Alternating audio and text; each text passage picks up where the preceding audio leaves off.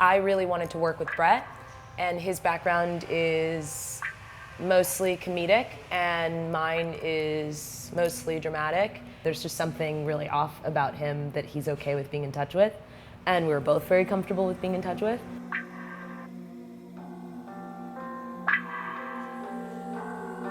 You know, I wanted to do something that was simple, relatively contained, that wouldn't cost a lot to make. And so I thought of this film in which he could play this, like he said, this sort of sheltered, not totally socialized man, because I feel there's a lot of humor in that character, but there's also a lot of sadness. So I'd written it, and again, I really had no plans of making it. It was sort of an exercise in writing, and sort of writing for Brett's voice, but in my way. Hey, I can't seem to find my keys. I live in apartment 212. Can you let me in? Sorry. Really? Asshole.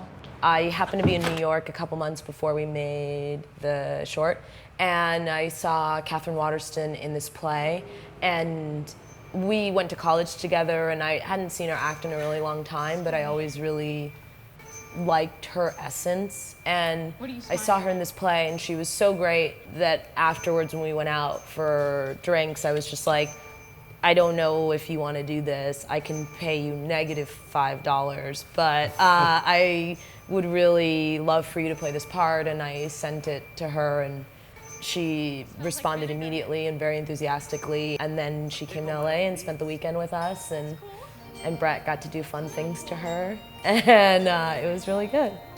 Catherine has this amazing intensity about her that even while she's a victim, there's an incredible strength to her that if you're overcoming that strength, it makes it even more shocking.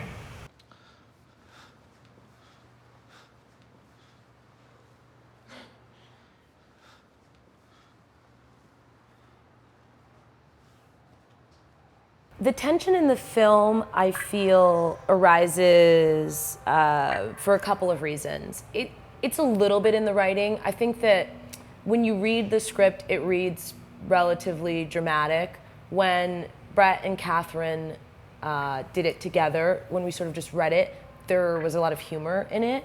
And then when they actually did it in the space, it was so upsetting. And I think that that was a product of the two of them being confined in this space together and having to travel from the beginning to the end of the script. I mean, for the most part, we shot it pretty sequentially.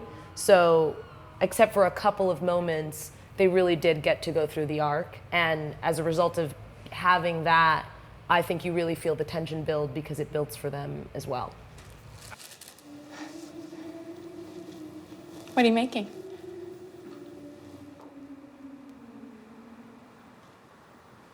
Noodles and meatloaf. Oh, yum. It's my mother's favorite. Oh, is she coming? That whole desperation of finally having somebody there, I think gets the best of my character. As the film goes on, he finds it more and more difficult to control himself. And he's not socialized, so he doesn't really know what is appropriate. Next door. Stop staring at me like that. I'm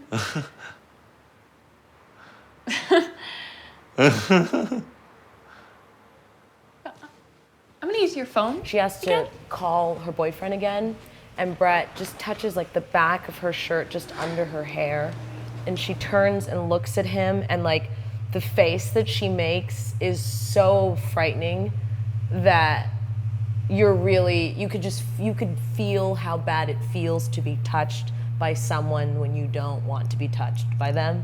Ideally, the goal would be that you are feeling both of their emotions, and that going back and forth creates your own sort of inner turmoil, and you have no idea who you're rooting for. You want them both to do well. You want everyone to be okay at the end, and then, then the end comes.